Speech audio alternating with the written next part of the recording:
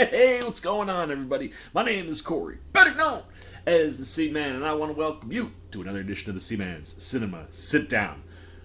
I have been waiting way too long for this show. It is one of my most highly anticipated things of all of 2022, and I've now waited an extra week. Like, waiting as long as I've waited for the show to just become a real thing, and then to actually, like, be announced and have trailers and things. It's been a long time, but now I got it, because last weekend was fish jamming down in AC, I had to wait, like, an additional week, because, come back, work. It's been nuts, but I got a little free time on a Saturday afternoon.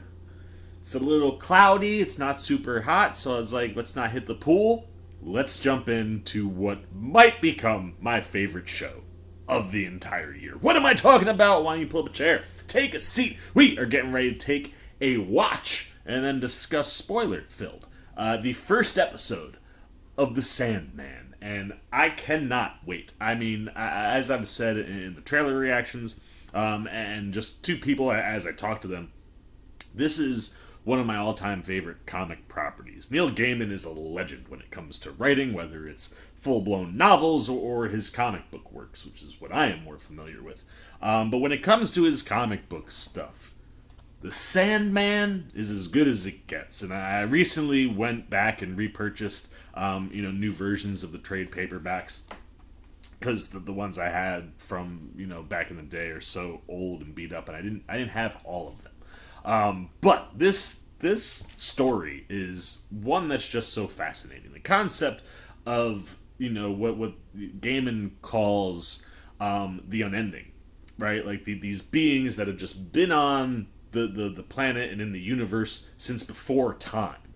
And the idea of Morpheus, the Sandman, the king of dreams. He runs the dream realm called the Dreaming, and it allows Gaiman to just populate his stories with so many rich, diverse, interesting characters. And what's cool too is that the story isn't necessarily all linear. The way that Gaiman tells it, you kind of pop in and out of different moments, and going through the episode list, you can see that the adaptation for the show is probably going to try to string together a more linear storytelling method to kind of link Morpheus and what will be, I imagine, the main villain of the show, the Corinthian. I won't get into too much detail because we're going to watch it, but the Corinthian is a nightmare that, Morpheus created, and he escaped the dreaming.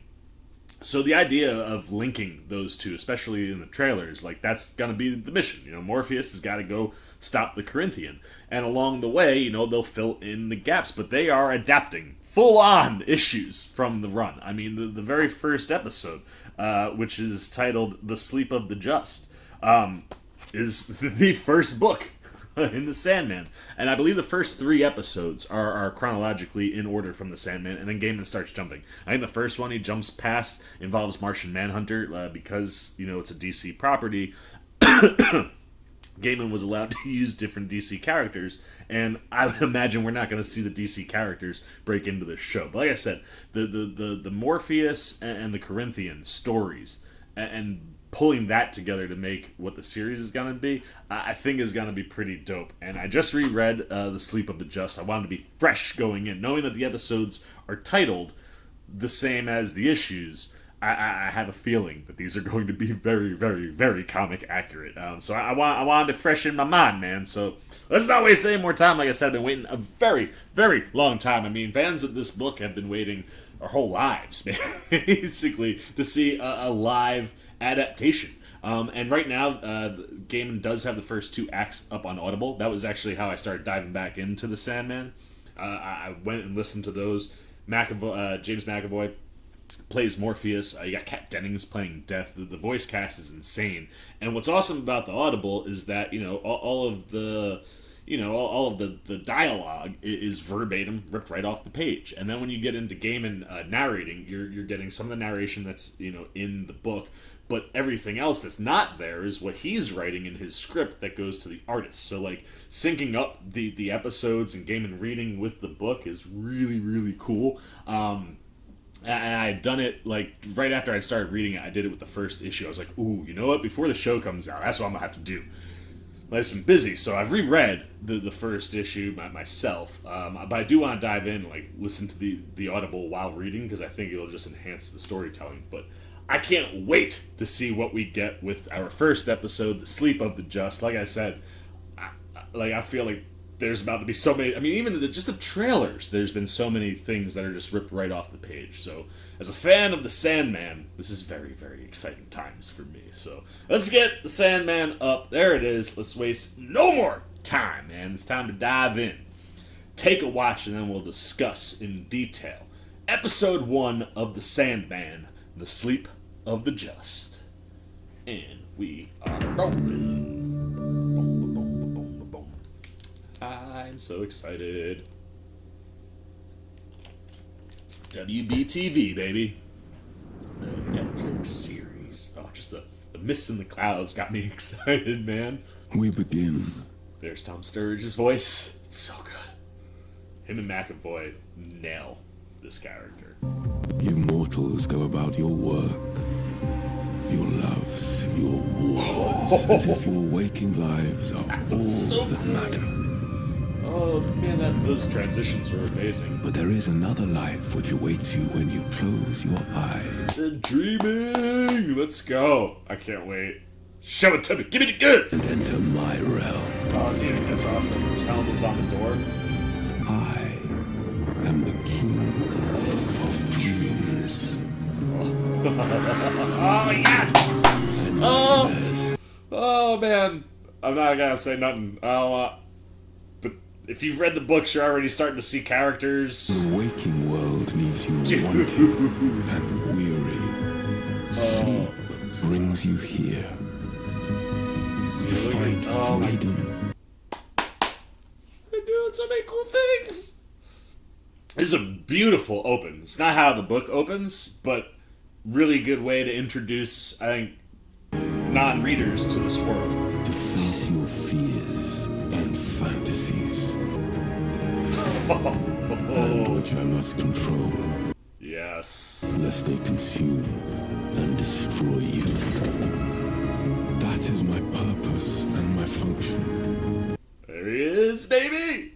Until I left my kingdom to pursue a rogue nightmare. And the Corinthian. Yes, that's teeing it up. You are coming back, aren't you? Lucien. Powerful as you are here in your realm, dreams rarely survive in the waking world. Nightmares, on the other hand, seem to thrive there. Yes, dude, that was such a cool open. What a cool way to introduce you to the world. Wake up, sir. We're here. Already? I must have dozed off. Thank you.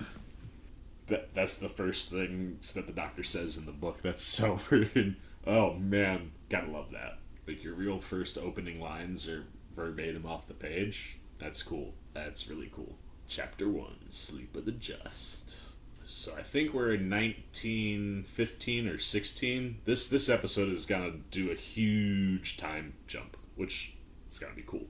But right now, yeah, we back in the day right now. Yep, 1916. Witchcross, England! Good afternoon, lad. Are you here to see the makers? I've come to see Mr. Roderick Burgess. Father likes to be called Magus. Me and sorcerer. Alex.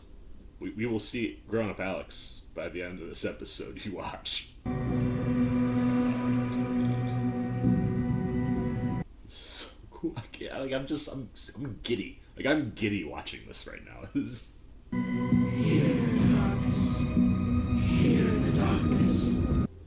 Oh. The Magus will receive his guests in the study, Alex. Yes, Mr. Sykes. Oh, that is Sykes. Love it. Very, very good casting job. Dr. Hathaway, what an unexpected pleasure. Alex, tea for our guest. Please, sit down. You must be exhausted from your journey. I take it you've reconsidered, then? After our meeting at the museum, I received a telegram this morning. My son, Edmund, his destroyer was sunk last week off Jutland. We are bonded, you and I. I lost my son Randall recently at Gallipoli. Randall was my greatest joy. Dick. Have you brought it? The Maudlin Grimoire.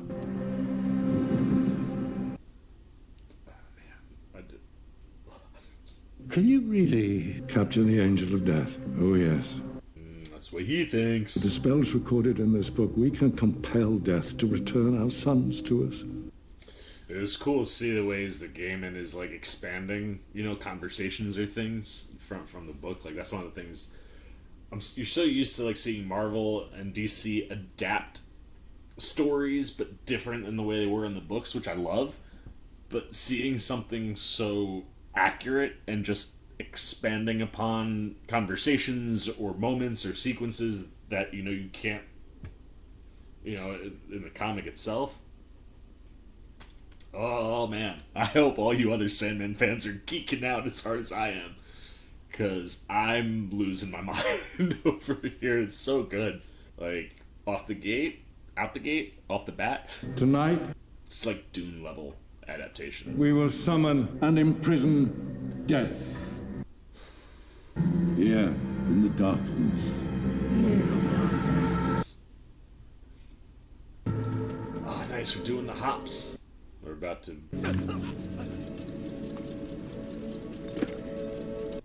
Oh, okay. I see what we're doing. Corinthian, Oh, this is cool. my creations stay in the dreaming. They do not walk amongst the living, killing mortals for pleasure. Please, no. Oh, this is such a cool concept. So this is not in the first issue. All we know is that the first time you see Morpheus is after that, like when he lands in this house. And then we find out that the Corinthians gotten out afterwards. So I love this! This is such a cool idea! Like, I thought that was like a foreshadow. I give you a coin. That's... From a I stone. love that. I give you a knife from under the hills. Just I give you the blood right off the from out page, man. of my veins. I give you a song I stole from the dirt, and I give you a feather pulled from an angel's wings. Dude. I summon you with poison. I summon you with pain. Yes. So awesome. I summon you in the names of the old lords.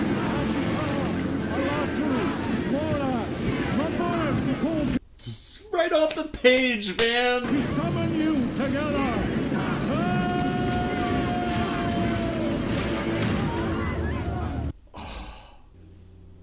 This is so good.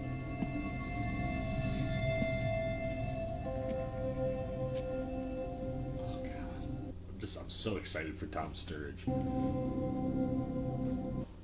Dude, that image. Get that pouch for me.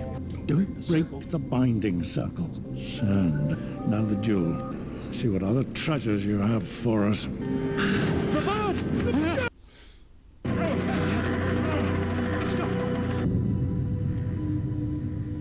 Naked and alone. Trapped by a spell cast by an amateur with no concern for the damage he had done to my realm and to his own. For the following morning there were some sleepers Unity, Didn't wake up. who could not wake up. Unity, Lovey. Wake up. Unity. Unity Kincaid. And several The others. sleepy sickness, as it was called. Yeah. Nearly 1 million men, women, and children in every city, town, and village in the world. Sleepy sickness. Good morning, Magus. Oh, we're inserting the Corinthian here too? Oh, this is fascinating. I know all about you, Roderick, and the being you trapped in your cellar. I'm here to help you. Oh, this is so cool. Gaiman must have had so much fun tying the Corinthian into all of this like this. There are benefits to keeping one of the Endless close. The endless. The Endless. The Reaper has family, you know? Desire, destiny, despair. Which one have I got then? Dream. You've taken his vestments. They can lend you an aspect of his power, but you must ensure that he never escapes. The circle will not be enough. This is so cool. That's so cool. They're forced march tablets. Stimulants used to keep trench soldiers awake. This is so cool. Oh man, this is blowing my mind right now. Why are you helping me? Well, you could say that he made me what I am today. And if he ever gets free, he could take it all back. We're being observed. What? There's nobody here. Bird. Well, So her name is freaky. Jessamy. She belongs to him. Will I see you again? You should hope not.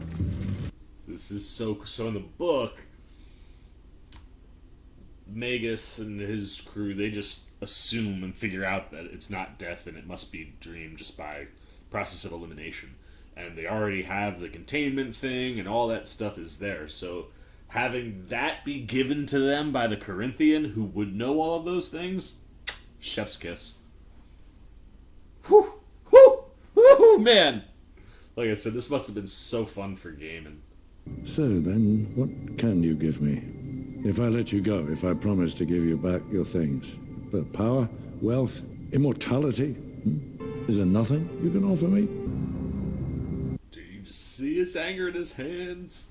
And until you're ready to speak, I'll enjoy the gifts you've already given me. Dude, like, it's genius. Good stir, just so good. Hair could maybe be a little bit longer, messier, but I'm here for. Day after day, he pleaded for gifts that are not mankind's to receive, nor mine to give. So I remained silent. And 10 years later, Here comes the time hops. my ruby sound and helm brought youth and prosperity to Roderick Burgess and his followers. But for the rest of the world, the suffering continued. Alex! Oh, this is so fun. I'm afraid that there's no more room inside this evening. Been out here for hours. We're not going anywhere. No, but He can do magic. Do you want him to put a curse on you? Then you should leave. This is another fun little ad. Like I said, for me, thanks for that. the most fun thing going in was going to see where they expanded or adapted differently. You can get me in to see the Magus. Jeez. Talking about a party. Woo, woo. Seen Nolan Morris? No, They're nearly half hour late. I could watch him. Oh, this is so fascinating. I love it. I'm sorry about all of this. If you could bring Randall back, or even just speak to him, he would let you out. I would let you out if I could. You would you? Oh, snap. Daddy ain't gonna be happy about that. You were plotting his escape, weren't you? Conspiring against me. No, Father. Do you want to die, Alex? Do you? Because if you do, it's relatively simple. What is it? What's wrong? It's Jessamy. I've been trying to shoot this wretched bird for 10 years. Did he tell you to say that? No, Did he? Father, he didn't say anything. Prove it to me. Shoot the fucking bird. Guys, Charles Dance is just like pitch perfect casting to be this version of the character. Especially giving him more material. It just nails that evil shit so well. I think they're gonna get Dream out early though. 'Cause he should probably be down there for another 50 years. I wonder if they're gonna get him out early, or is the bird gonna lead to the Magus's death, and then Alex doesn't release him. How will you play this? Oh no, yeah, I think the bird's just gonna get him out. Oh, the bird setting fire to the mansion. Oh. Fascinating.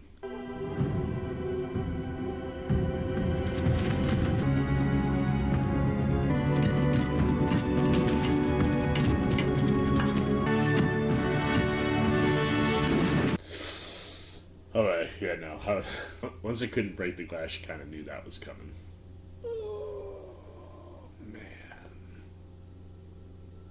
Poor Jessamy. Oh snap, Alex did it! Idiot! You could have shattered the glass. Clear that mess up. Sturge is doing so much with so little. Like, just the way he observes. But you never get that, man. The drip on the top of the nose. You never see an actor control that. That's a cool little turn, though. So, like in the book, again, they kind of just jump quite quickly. The savagery of my captors bespoke a world whose dreams in my absence turned darker still. 1926. Ravaged by the disease which doctors named encephalitis lethargica. Others lived as perpetual sleepwalkers. Sorry, sir. What's that you're reading? That's cool, too. So in the book, they just jump and you skip all this. So you're actually giving some more character development and story to, Alex's dad, the Magus. Like, they're all pretty minor characters that you fly through. So extending out the window during the jumps to kind of lay in things that we know about the characters later. It's just nailing it, man. Well, I'm going to have a baby.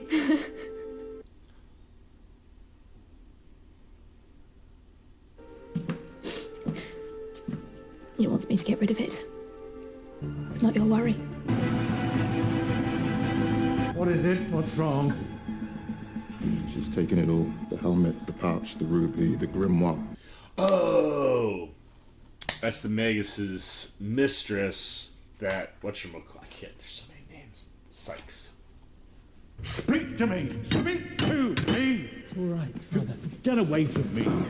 If you were any kind of son to me. Whoa! If Randall were alive today... If Randall were alive, he would hate you as much as I do. Oh, that's how they're gonna have him die? That's cool. Sir!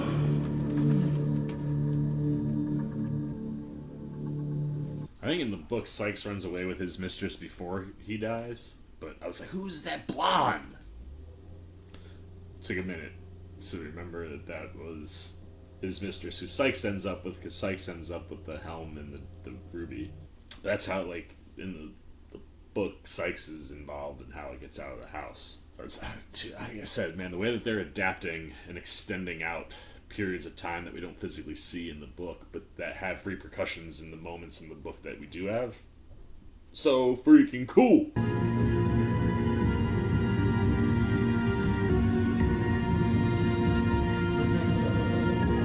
What's your father's side? They keep flirting with, like, are they gonna let Dream out early?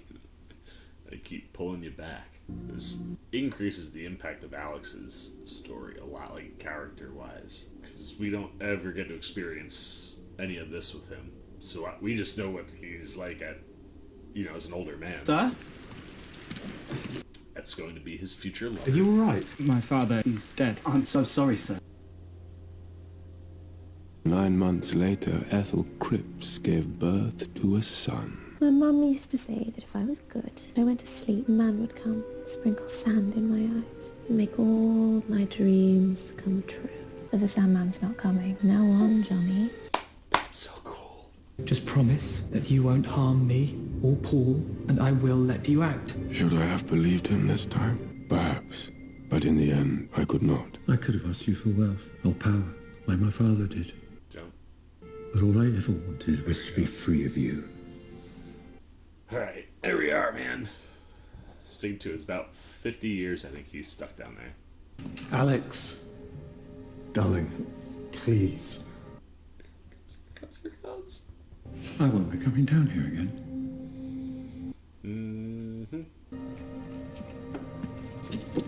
Yep, there it is! Oh man, just like the comic. I mean, you knew it was gonna be like that once we got to here. Bluffed it a few times, he knew it too. That's a nice little ad too. I don't think Paul notices it in the book. Old Dracula is not giving an inch. Why do you call it Dracula? Because I think it's one of them Draculas. You know what I think about? Mallorca. Mallorca. We on a beach, stinking of suntan lotion. Lucky bugger. And to sleep you go. It's right, bit part of the hotel. In the morning. Let's go. Oh, man.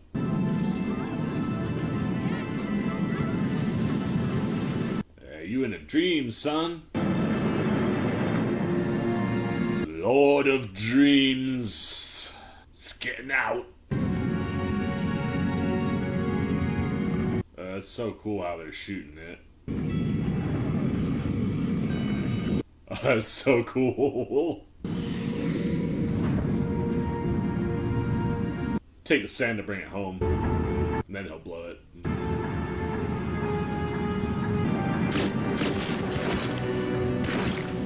Break the glass. Oh, come on. What's he got in his hand?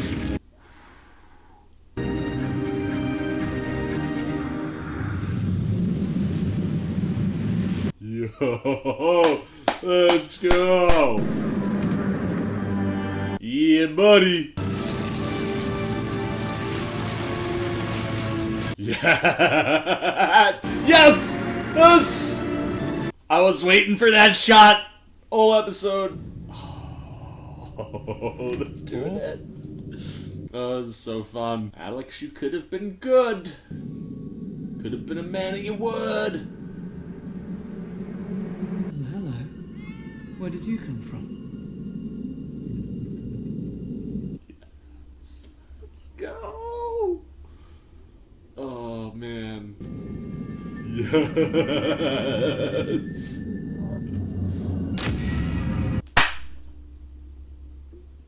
Let's go. Oh, he looks so good. I am. How are they? Are those? I'm sorry. I didn't know. Your punishment then shall be a gift. I give you this. All the way down to the kid. That's awesome. Of eternal sleep. Eternal sleep. He's free. Are they gonna show it? He's out of his cage. Oh man, please show me his face. Oh, I'm afraid I'm gonna have to run. To look. Oh my god! Oh, for a hot second, I wasn't sure they were gonna be there. Oh, that looks so good! Oh, man. That many people's head just went, what? Oh, phenomenal. Oh, my goodness. Sir, it's me. Lucien. It's Lucienne. Lucienne. You're home. Got work to do, though. Bro, that was... this might be the best thing Netflix has ever done. Other people be like crazy, but out the gate? Yo, man! Neil Gaiman and Netflix doing some special shit with this, man. Oh, God, I love it! Tom Sturridge is just crushing it! The realm. The palace. Is it in bad shape? They are not as you left them. Nobody ruling the dreaming for a long time. The dreaming is in shambles. Yo. Dude, I'm like... What happened here? My lord, you are the dreaming. With you gone as long as you were, the realm began to decay. And the residents? I'm afraid most have gone. And... What? Abandoned them? It would not be the first time one of the Endless had just... Enough.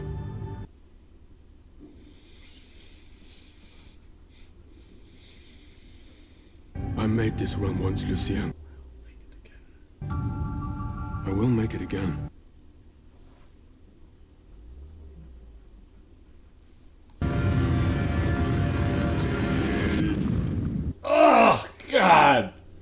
It is so good. This season on the Sandman. Oh, we're getting a full glimpsey? The dreaming must be restored.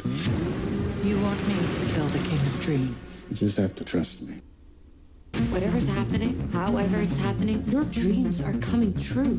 I'm worried about my brother. I need your help. If dreams disappear, then so will humanity. Fuck it, let's go to hell.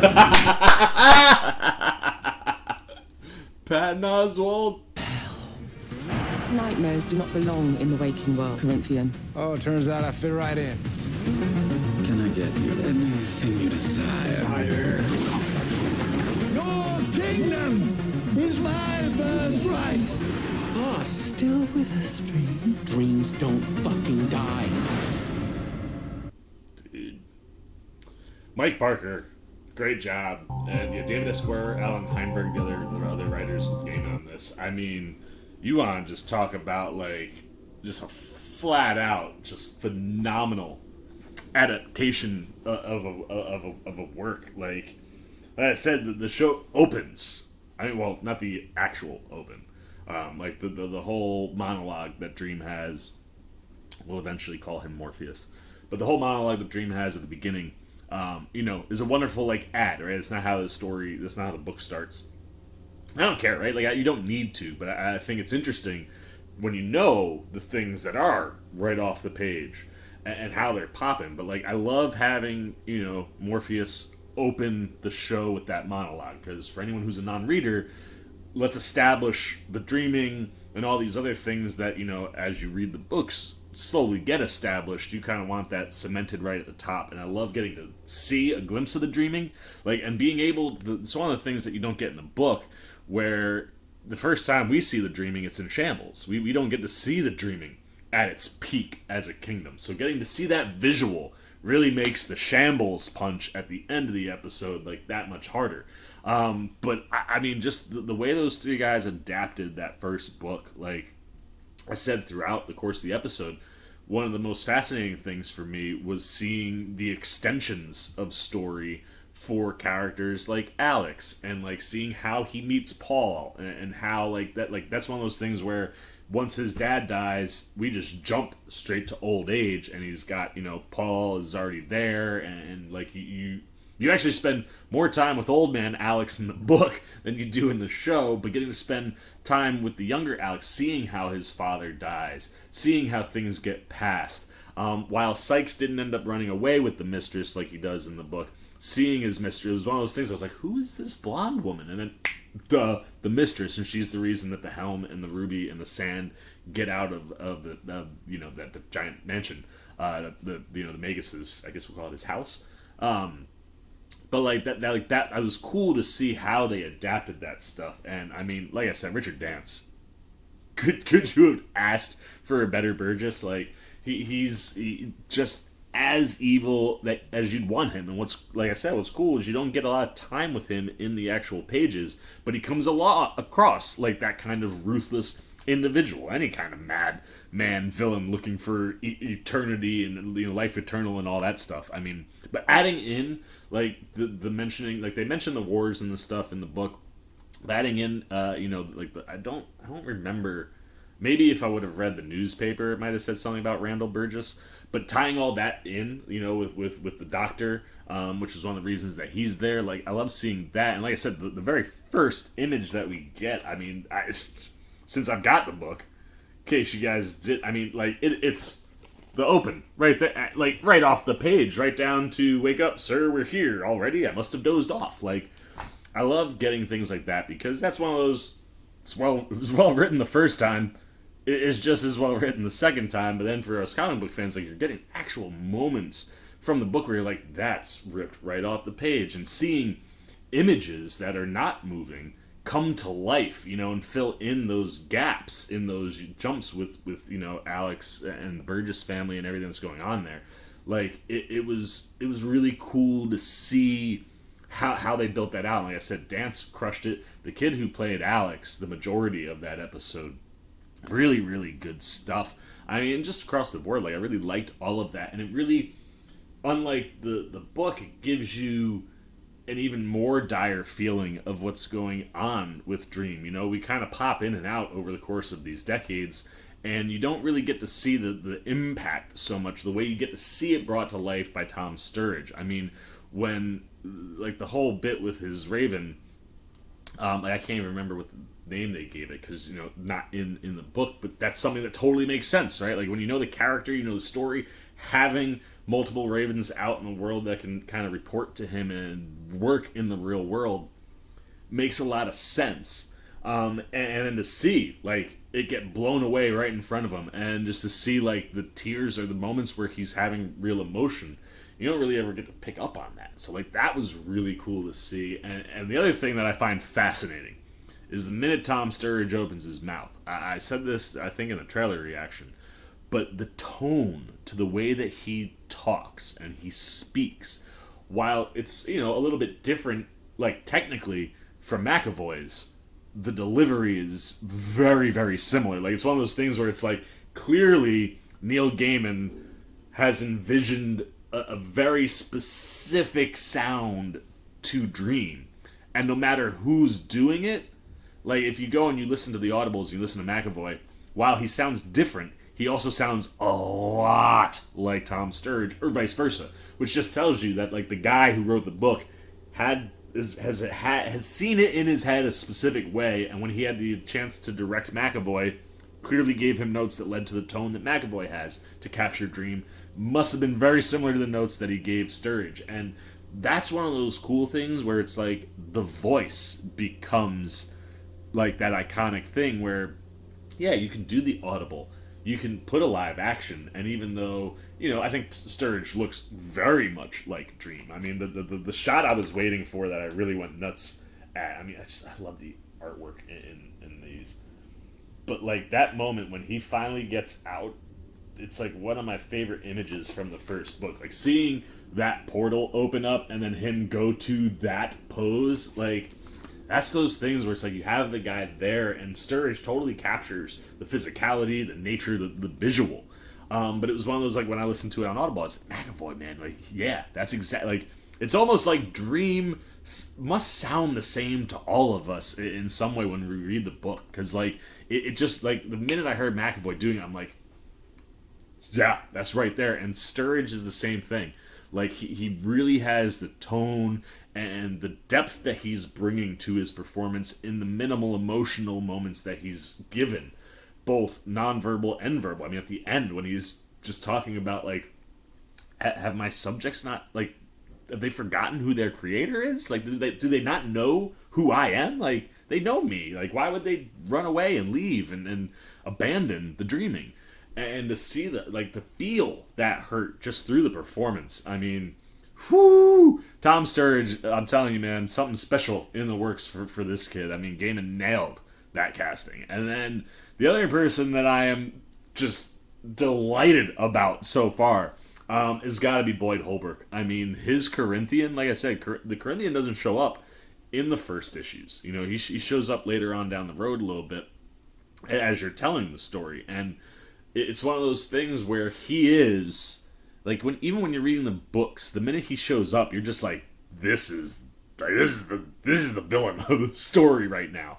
And it's been really cool in this first episode to see Gaiman not just hint at him at the beginning, right? Like, I almost thought we were getting like a tease about later, like, once, you know, everything's restored, then he figures out that the Corinthian is out and has to go track him down, because in the book he just comes back to the dreaming and everybody's gone, and then he realizes, like, oh, the Corinthian is out doing Corinthian things, I gotta go stop that guy. So to have him, you know, be up at the top and part of that story where it's like, I'm going to get the Corinthian, and because he's already escaped, and right as he gets there and he's about to take him away, that's the moment that he gets imprisoned. Like, that was such a cool concept. And, like, one of those things where it's, you sit there and you go, because, like I said, the Audible is like the full script. You know what I mean? So you're pretty much, when you listen to Audible, you're getting everything that, you know, for the most part, that Gaiman probably put down on the page originally. And even that is, you know, different than some of the stuff that we got here, some of the additions. And it's like, you wonder, as, like, an author or a writer, how often he's revisited the Sandman, how long has he thought, you know, what would have made this story a real solid, like, through line, if the Corinthian was at the beginning. Like, it's one of those where popping him in there and having that moment happen, you're like, oh, that's really cool. And you understand that the Corinthian knows that he got trapped, which means that he can find the guy that trapped him and give him all the information. Because one of the other things that Burgess ends up with is he just knows, right? Like, he tells Alex later before he dies, when Alex is older in the book, that, you know, or Alex figures it out. And he's like, look, I found this book, and it's an image of Dream. And, you know, Richard is basically like, we knew it wasn't death. You know, we knew it was Dream. We put it together. We pieced it together. He already knew of the Endless in the book and just figured that, oh, you know, just wanted to see Alex get there by himself. And you did it. Bravo, kid. And it's one of those where you think about it, like, on the page, okay, that's fine. But how would he have known about the Endless or anything? So having the Corinthian deliver that information and material to Burgess and all them at the top, like, that's just a stroke of genius, because it's an easy way to just tie him all the way through that first issue without him actually physically being in the book the first time. And it makes sense. You know, Dream is off chasing him, gets pulled away. Hey, here's all the things that you know, so that Dream stays trapped, because if Dream gets out, I'm the first guy he's coming for, because he was in the process of coming for me. And the Corinthian is... oh, he's the epitome of evil, man. He's the worst nightmare that Dream's ever created. And one of the things, all the trailers, you know, they kind of... there's one time where he has his glasses up, his eyes are closed, so you can't see the teeth. And just in the trailer performances, the way Holbrook is just chewing the scenery in those moments, I was like, oh, man, he's playing like he knows he has 2 sets of teeth in his eye sockets instead of eyeballs when he takes those glasses off. And then... like, to see him, you know, he's wiping the blood away or whatever, and you kind of see eyes, like, when he turns, not thinking, like, oh, it's the eyes of the person that he just took. And then to have the teeth pop, like, that was, imagery, like, is so good. It is so good, man. Like, really, really, like, just spot on. And, it like I said, it's cool to kind of have Corinthian be tied all the way in through this, where he's known all of this is happening. He knows when Dream is returned. He's kind of already probably plotting and doing things, and adding that to the story is really going to enhance, I think, the overall story for people who don't know the comics. And it's a cool adaptation choice where, you know, early in the episode I was like, this is like on Dune level, man, where they're just ripping stuff straight off the page, and yeah, you gotta cut some things out or trim some stuff down, or, you know, make it a little bit easier for people to understand. But, like, it's, like, ripped right off the page. And the episode was doing that until it decided to go and add things to the page. And that's what's really neat about that first episode for me, is that while it certainly differs from the book, it doesn't take anything away. You know, I mean, even to the point where, like, it was like they were teasing with us. So it's like, okay, we know that the adaptation is happening a little bit different, even though it's very, very spot on. And more than once, I was like, are they going to have Alex let him out early? Like, you could. Like, it wouldn't... you could still do the story and it wouldn't damage it in any way. But, like, just having those moments where it's like this kid and getting to watch Alex interact with Dream makes me, a viewer who knows that, like, Dream escapes when Alex is an old man, go, maybe he's gonna escape earlier than that.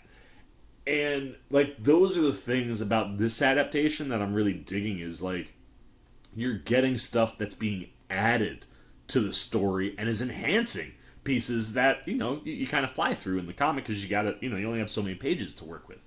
And that's a really cool thing to see Gaiman and his writing crew kind of do here, where you're expanding the story and adding things. So it's like a Sandman nerd and geek like me is sitting here going, oh my gosh, man, like, this is how I saw things in my head. And then all of a sudden you're sitting there going, and now they're giving me new material that's actually making the story even more rich. And that's the thing that I love about the television and the movie media, right? Like, we always talk about Marvel and how great they are at adapting things. Like, Civil War in the MCU is very different than Civil War in the comics, but it has all the same core concepts and is developed to be the same just inside of the MCU. And that stuff's genius. And for the MCU, you have to do that, right? You're creating an entirely new world. And, like, for comic fans, as fun and just, like, oh, like, I mean, you get goosebumps watching stuff that you know come to life, like, verbatim. If you were going to create a universe that we're in for 2, 3, 4 decades, yeah, I'm not going to want the same stories. I want to see that adapted and done differently so that you can surprise me. And what's cool here is, like, the surprises I get in Sandman are additions to the comic adaptation. And I'm not losing anything, I'm just gaining stuff. But it's one of those where you can give me the story verbatim, right? Like, I think there are individual stories that I think should be adapted directly the way they are, right? Like, I mean, we see that all the time with books to movies and stuff like that, and there are comic stories that really should be as close to the material as possible, right? Something like The Watchmen. Like, that movie is great because Snyder found a really good middle of adapting the comic accurately, but presenting it in a way that would work for a mass audience. Which then made seeing the actual squid pop up in New York in the TV show on HBO all the more cooler for us. But, like, it's one of those where I would, as much as I love, Nolan's trilogy and the adaptations that he takes from The Dark Knight, like, I would, if you said we were going to adapt The Dark Knight, I go, no. Don't adapt The Dark Knight Returns. Make The Dark Knight Returns, right? Like, do that verbatim. And I think there are specific stories, and The Sandman is one of those, where you can adapt really, really, really true to form, almost to the point where, like, you're just taking the things right off the page.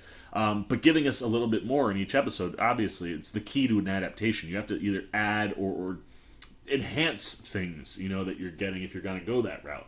And that's one of the things I love about DC, where it's like their movies are adapting things or just creating new things. But if you go to their animation side, their animated movies are like this, where you're getting verbatim, like you're just bringing the comic book to life in an animation world. And you get those kind of verbatim, and I live for those because you want to see some of that stuff come to life. Like, I know this story in this moment. Oh man, like, it's so cool on the page, but could you imagine if it was a 5-minute sequence in live action? You kind of want those things. I think there are properties that do that, and this is one of those properties where I think fans would very much be like, I want the story that I know. No, don't go off and adapting things. But if you were gonna do it, this is the way. You take a piece of the story from later on, bring it up, move it to the front, gives you a legit hero, a legit villain that you can kind of sink into a mass audience that doesn't know the books. That's easier to kind of take away than what the comic does, which is at times just deviates completely from the story and goes and tells a different one. It's one of the things that I love about the Sandman is that non-linear storytelling that pops in occasionally. And there's literally a moment in the books where, like, Dream has all of, like, the little pixies and elves and, all the fantasy characters come and perform A Midsummer's Night Dream to William Shakespeare. You know what I mean? Like, that is an entire issue inside of the Sandman. And that, obviously, wouldn't necessarily tie in here. And like I said, when you look at the titles of the episodes, they do jump. But they are all titles directly from issues of the book.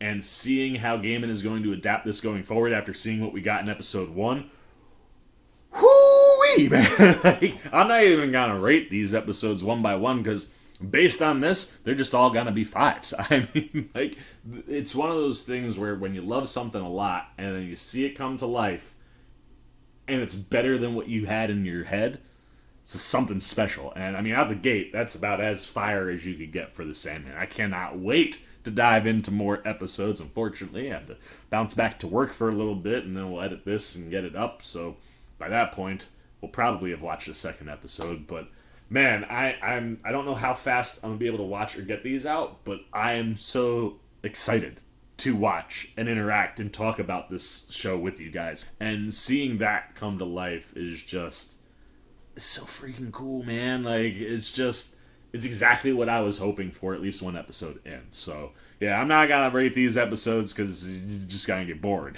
Because they're all going to be 5s, probably. All right, screw it. We'll rank them. Boom, put the Sea Maniacs up. Episode 1, I mean, come on. Like, things ripped right off of the pages. Wonderful adaptation of the first issue of The Sandman. Wonderful additions in the storytelling to enhance elements of that story and the concept of bringing the Corinthian into the very opening of the story and having him as a through line all the way through. I mean, a stroke of genius.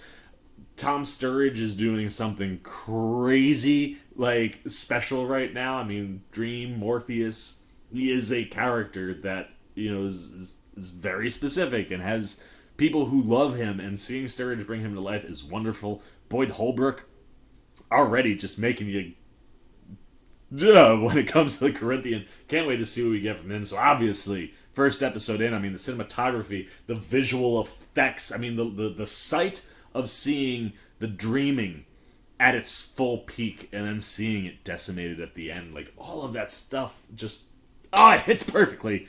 It's a 5 out of 5 C-Maniacs, man. Get ready for lots of those during this show, because I have a feeling it's going to be a lot of them. But I'm going to shut up, man. You guys watched me watch the episode. You heard me talk about the episode and the things that I liked. And now I want to talk to you guys. Specifically first, you Sandman fans. How are you feeling about this first episode and this adaptation that Gaiman's got going on? Were you geeking out the way that I was? Were you seeing panels come to life right in front of your eyes, and then be given things that you didn't have, that you didn't know you needed or wanted, that you go, man, I didn't know, but I did need those, and I did want those, and now I got them, and my life's even better. So you feeling that way? Do you wish that it was a more direct adaptation? The idea of having the Corinthian be the through line possibly through the whole show. Does that not work for you? Or is that something that makes you go, yo, if we was gonna make some tweaks, those are the tweaks we should be making? And if you haven't read The Sandman, what do you think of this, right? As a complete unknown coming in, fresh eyes, does this world interest you? Does this first episode grip you the way that, it does for someone like me that's read the books? I'm really, really interested. I have a feeling I know what I'm going to get from the Sandman fans, but you guys that are new to this material, how is this working for you? Is this a story that's intriguing? Are you confused at all? Is there anything that maybe isn't connecting yet? And what is it that you might be looking forward to? We saw a little bit of a tease for the whole season at the end there. So for you newbies, what's working? What's not working? What are you looking forward to? Anything you got, man. Good, bad, indifferent on The Sandman. Episode 1, The Sleep of the Just, goes down below in the comment section. I look forward to talking to you down there. As always, if you enjoyed this video, please give me a thumbs up. And if you're new, you want to come hang out with the Sandman as we watch every episode of The Sandman, or get ready for new movies and TV things that are coming out. You just want to hear me talk about stuff because you dig the energy, the vibe. You just want to show a little love and support, right? Come join C-Maniac Nation. It's super easy. You can do all those things by jumping over there, hitting that subscribe button, hit that little bell if you want those alerts. And until next time, for the C-Man's Cinema Sit Down, I've been the C-Man. I'm signing off. Peace! Oh, hey, what's going on? You must be sticking around because you're looking for more content featuring this guy. Well, guess what? You're in the right place. You can check out more videos right here and right here. And if you have and you want to come join that C-Maniac Nation, you can hit that subscribe right over there.